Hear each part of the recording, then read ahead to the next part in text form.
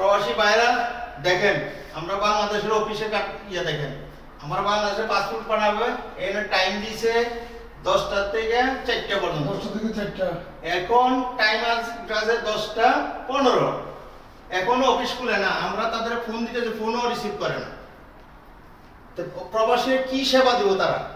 এই যে দেখেন আবার উঠাইছে 8টা থেকে 10টা, রাত 10টা।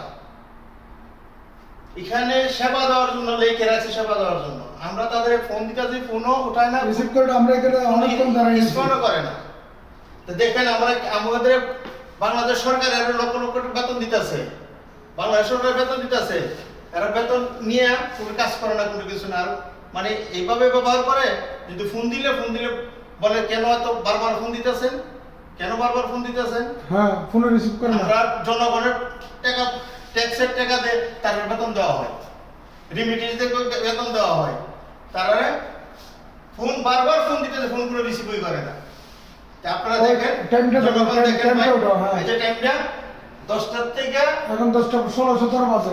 এখন 10:17 বাজে। দেখেন 10:17 বাজে। এখন 10টা থেকে 4টা পর্যন্ত টাইম দেওয়া আছে। টাইম কোন ব্রাঞ্চ এটা কোসনে আজমান গ্র্যান্ড মলে?